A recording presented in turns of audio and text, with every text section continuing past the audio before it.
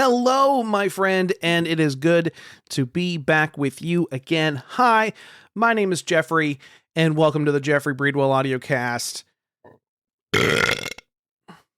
Sorry, excuse me, I had a Cinnamon Toast Crunch for dinner. Anyway, this episode is going to be something, it's a little different. It's a direct tie-in to last week, because, Oh, you might as well just tell him, Jeff. Yeah, you're right. Something happened in the week prior. Like between last week and this week, a very scary event happened. Like, yeah, dude. Like when you first told us this story, I was all shaken. Yeah, I totally left. I got a Ruby Jack. This story that I'm getting ready to tell you is crazy. It's going to sound crazy, especially if you wholeheartedly believe the fact of what I said, and I wholeheartedly believe it too, that the devil is not real. Well, unfortunately, he took exception to that. Did not like it. He did not take it very well. And a crazy thing happened. Oh, yeah, I'd say. It almost would go right up there with one of my Halloween specials. Right. It's an absolute craziness. Yeah, but it's not so crazy. It's like, hey, get to the chopper. You know, we didn't have to hunt for Predator or do anything like that. That's true. I didn't have to hunt for Predator or put myself in mud. Yeah, but you don't know what you're missing out on. Mud that feels really good on your skin. I will take your word for it. But this one, I don't even know what else to say. The devil did not like the fact that I called him fictional last week. So I might as well just go ahead and tell it. So this is Metaphoricles 2. The devil didn't take it well. Let's just go ahead and get started. It was deep into the night. The living room was lit only by the television. I sat on my sectional couch, furiously pushing buttons on my Xbox controller, intensely focused on the latest update to Starfield, where I take out people who are trying to kill me. This happened to be a space battle with other Starborn who were attacking my ship outside of a distant planet. My eyes never left the television, and I wish they had. If they did, I would have noticed him creeping up behind me. My dog snored loudly. She was out. Her large body was colored in the tint of a red coonhound with the head of a Labrador. She snored louder than me that night. I'm honestly not sure if she was tired from all the lack of play we had that day or not, but for Ginger, she was definitely 17 layers deep in the field of dreams of that farm upstate. She didn't notice him either. The cats were no help. Despite what people think about them being guardians, these cats are all gray tabby mixes, and they left me alone. They were upstairs, and frankly, they might as well not have existed. They didn't help me that night either. Not like they could have done anything to frighten the being who crept behind me, but still, to be alerted would have been nice. I finished with the battle and sat back on the couch in relief. I exhaled, and slowly, I could feel a cold tingle move along both my shoulders. Across my black skull and quills shirt, it was like the chill was coming from beneath my skin. I felt the chill crawl up the sides of my neck, gently touching the hairs on the back of my neck. They probably would have stood up if they were long enough to lie down. My hands left the controller, and my body clenched tight from my head to my toes. The electric signals of my nervous system burst throughout my body, as they had done so many times before. My muscles were snatched from their freedom, and my shoulders raised like someone had grabbed me by the back of the neck. My left hand instinctively goes to pull it away, but nothing is there. My left palm only feels the back of my neck and shoulders. I shook my head in a tilt, twisting my neck, and I shimmied my bodies back and forth. I tried to sit forward, but I couldn't. I'm locked in a single motion, unable to free myself. My shoulders were pinned to the couch. I could feel two gigantic gorilla hands on my chest, keeping my back to the couch, but I could not see them there. My eyes widened and shot around the room. What was happening? That's when he showed up. Fading into the room like the smooth dissolve of an old camera trick, the being I poked at last week appeared in my living room. Dressed in a cherry red bomber jacket with a coal-colored inside and matching coal-colored trim, he lounged on my navy blue upholstered accent club chair with his legs crossed over its matching ottoman. He wore deep black jeans, a black Tenacious D shirt, and triple black Air Force Ones. His crimson skin wrinkled across his face under his black goatee as he sucked on a cigar. His iron-colored horns sat on his head, just below his slicked back hair. His gold chains were flat on his chest, the diamonds reflected against the light of the television. A metaphor, he exhaled. Really? His voice was as gruff as a seasoned smoker's. I honestly wouldn't have been surprised if he had shown up with an artificial voice box.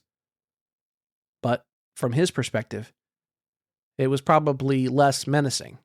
Not that the rap star persona did anything to help that.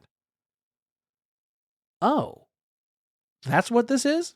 I asked. Did I fall asleep? No. He jostled a laugh. You're not asleep, Jeff. It's Geoffrey, I corrected. If I've met you before, it's Jeff. I don't think I've met you before. I think you might remember this friend of mine, the stranger said, pointing to the being pushing down on my chest. I looked up to see the face of a monster. Its skin was charcoal on the inner features with black hair around the bright yellow eyes. Its nose protruded into a snout with a horn large enough to render a minivan as an ornament. I did remember that one. He was from a vision I had when I was 16, inside a Baptist church. He had a chain around him then. Now, he simply held me down. Then, he scared the shit out of me. Now, I was less afraid and more astounded by the beast. Hey, I said to the beast.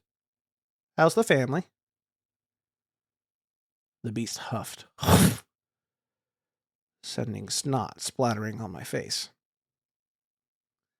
That's great to hear, I said, trying to wipe off the snot. You're not afraid of him? The stranger asked. Not at all, I explained. I've seen worse in my time. When we first met, sure, I was terrified. Now? I understand that he's just another creation with a life that is no more important than mine is. Oh my God, the stranger said. You've become one of them. One of a hippie, he yelled. You've become a fucking hippie. No wonder you think I'm a metaphor. Wait, I paused. You're the devil? In the flesh, the devil smiled. Metaphysically speaking. I curled my bottom lip up and frowned. It made sense. The devil isn't an actual person, as I said last week.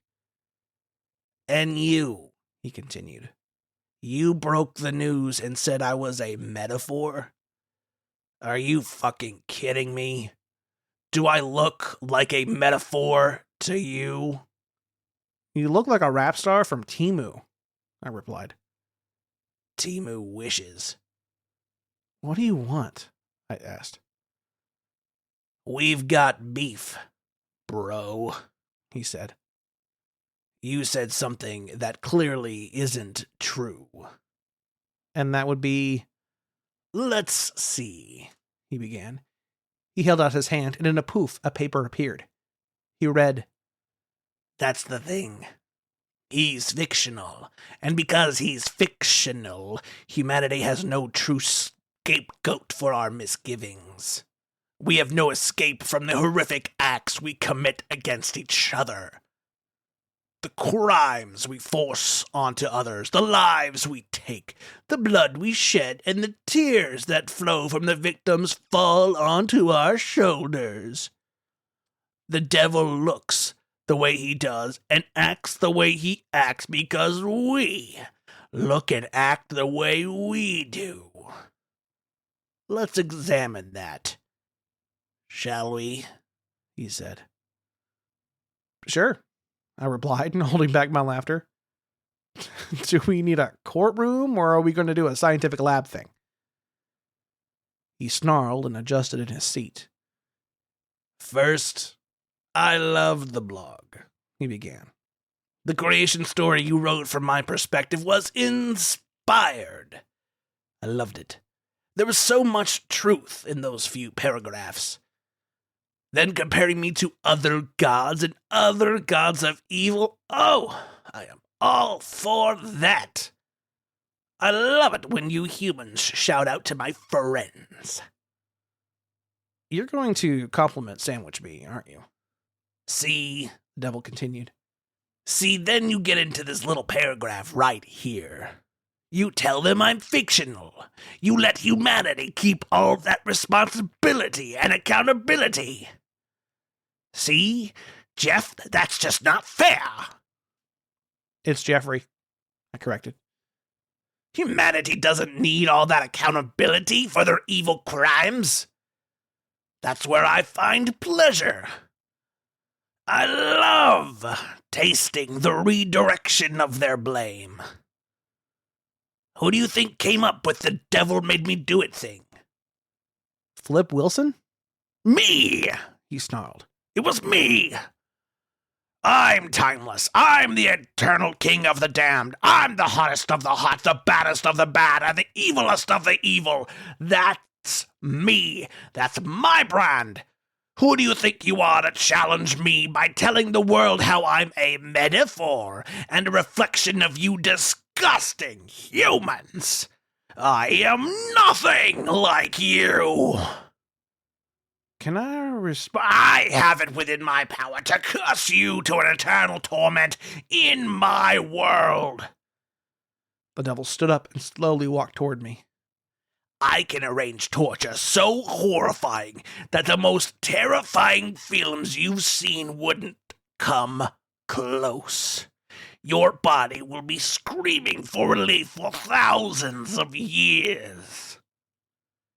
Really? I replied. You can do that?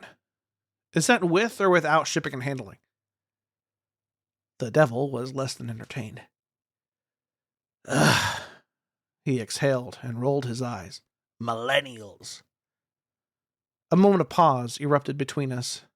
He stood in my living room, hands on his hips, frustrated. He looked like the exasperated middle-aged father of a teenage daughter. The only thing missing was a devilish dad bod. Look, it's pretty obvious that you're hurt by my words, I said. I get it.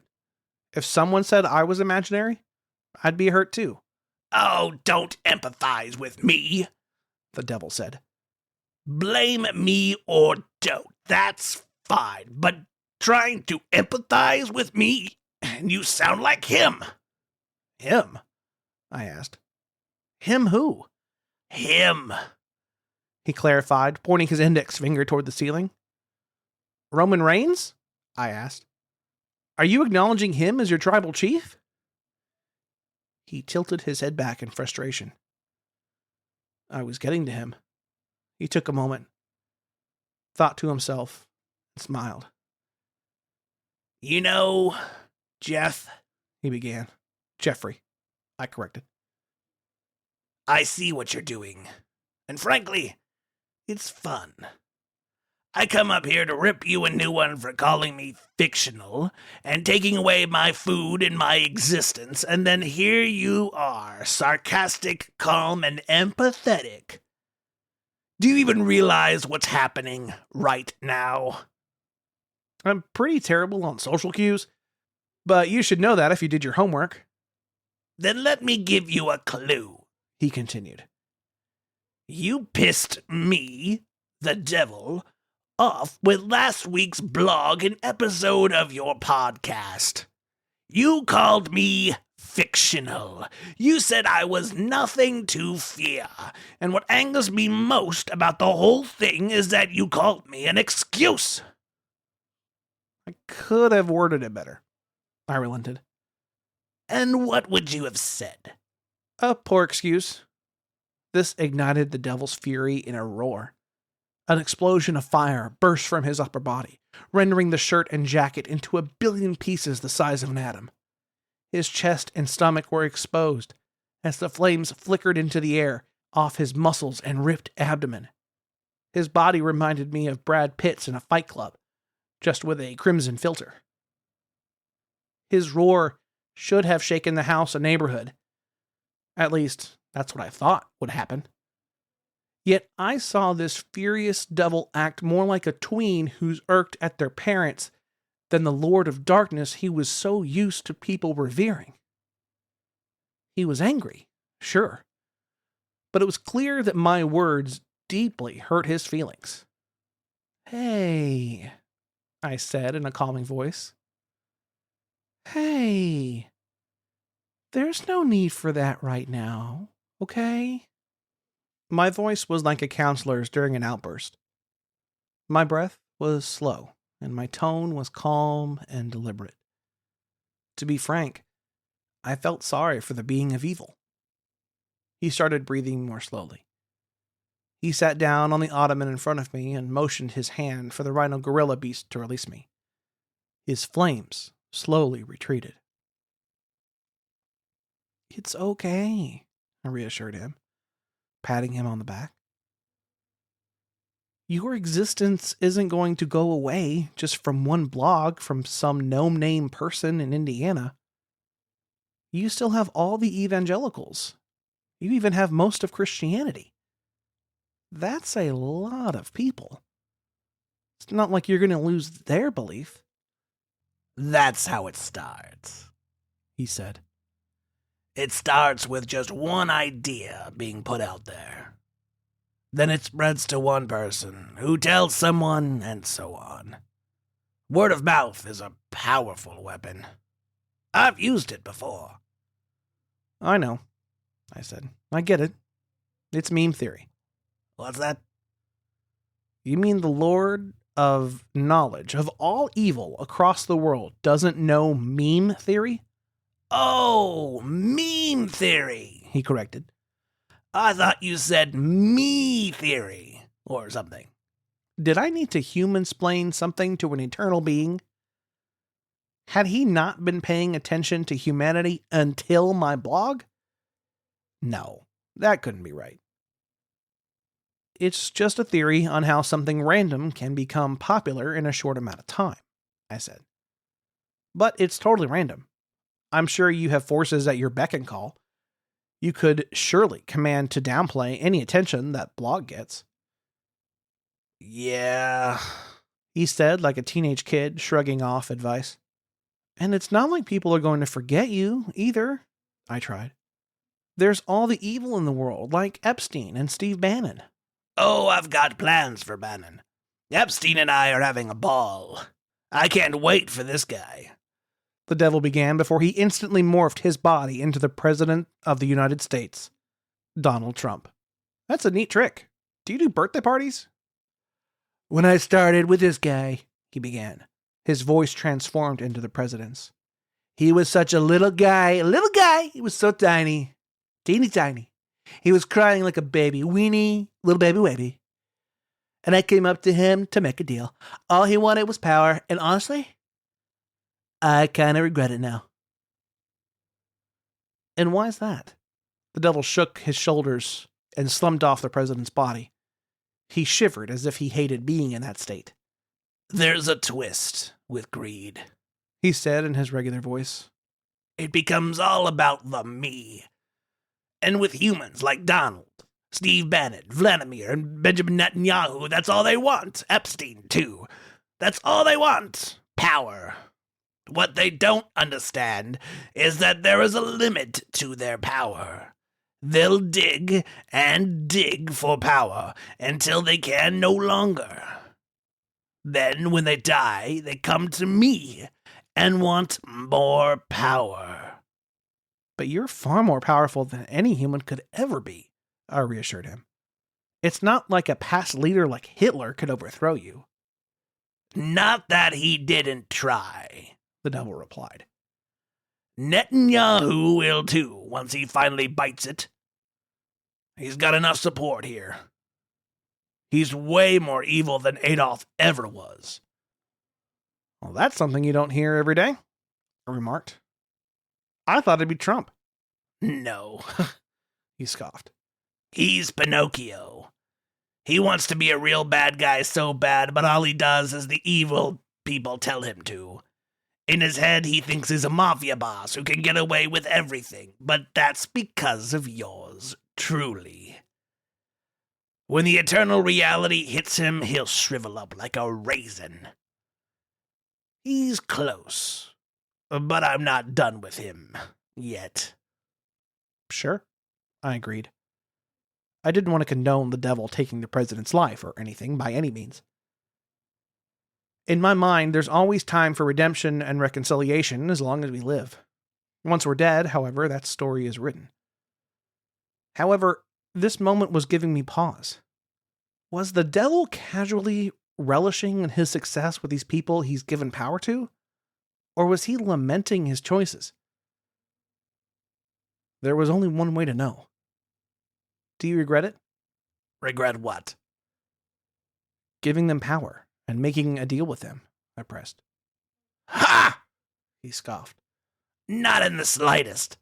In their early days, in their secret places, they prayed to me. They wanted me. And now that they're a bigger deal in your realm, they no longer need me. This is all according to my plan. When they finally reach their point of most success, it'll come crumbling down. They'll reach out to me. They'll pray to me. They'll beg for me to help them. And what will I do? I'll watch the life drain from their eyes with a smile on my face. When they're in my realm, I'll show them what real power is. That just speaks to God's justice, though, right? What? He second-guessed himself. No, there's no way I'm doing that prick's work for him. No, it's not true. If Jesus died and resurrected as the price for everyone, I began, then doesn't that mean that they'll also get into heaven? I see what you're doing. You're a universalist. I should have known, he said, getting up and pacing around the room. You're just trying to get in my head more. You're trying to make my victory hollow. If I'm doing anything, I'm proving my point further, I said with calm confidence. You're not real, and I must be asleep. That's the only explanation. This whole thing here is me coming to grips with my past in light of the article. Like a flash of lightning, the devil got into my face and pressed his right hand onto my knee. He squeezed my kneecap, shooting pain into my brain. It felt like burning and muscle aches simultaneously, like my leg needed to be ripped apart to stop the pain. Does this feel like a dream to you? He said, squeezing my knee. You can't skateboard if you don't have a leg to push. There are skateboarders with no legs that are better than me, I said, clenching my teeth. You don't scare me. You're not real. You're not here. You're right, he said, releasing my knee. I'm everywhere. With that, he vanished, and within the next blink of an eye, I awoke on my couch. I got up, felt the pain in my knee as I tried to stand. Son of a... I said, then it hit me. Was this real? Was my conversation something that was supposed to happen? I honestly don't know. What I do know is that if the devil is real, then I did something that not a lot of people have done in the past. I shook him. I made him realize his flaws in his plan. By doing what the devil wanted, he also continued on the work that God sought to accomplish. By dividing the people, he brought them together inadvertently.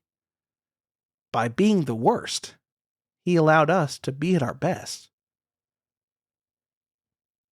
I sat in silence on my couch while the rest of my thoughts spun in my head like a ceiling fan overhead, with religious explanations taped to the blades. I was cold from the fan. That explained the shivers. When I looked at the clock, I realized the time and knew I had to go to bed. All in all, it was a crazy night. One I will definitely remember forever. This episode is sponsored by Stand Up, Stand Out, Stand For Yourself. That's the Skull and Graphics tee. It's made for you and shipped free. Help support this blog and this audiocast by buying a shirt and sticking it to those who doubt you. Write your own way. Stand up, stand out, stand for yourself, and buy a shirt. Thanks, announcer guy. My cats, my dog, and I love you. With all my heart, Geoffrey. Wow. That story. When he said, "You're right, I'm everywhere," that always sends shivers down my spine. Yeah. Scoob, do you want to come back closer? Are you sure? What about for a Scooby snack? Okay, what's up? Ruby snack? Like, yeah, dude, I heard there were Scooby snacks. There are. And we're going to get them right after. But that's the story. The devil apparently did not like the fact that I called him fictional. And I still stand by it. He's still fictional. And he's still the best at explaining the worst of us. And he only is that way because we look and act the way that we do. That part's not changing. I hope you enjoyed this episode. If you did, please make sure you leave a comment, leave a like, share, subscribe, follow, share it, do the great things that all great people do when they love something, and help support. I would greatly appreciate it. It would mean the absolute world to me. But with that all being said, my name is Geoffrey.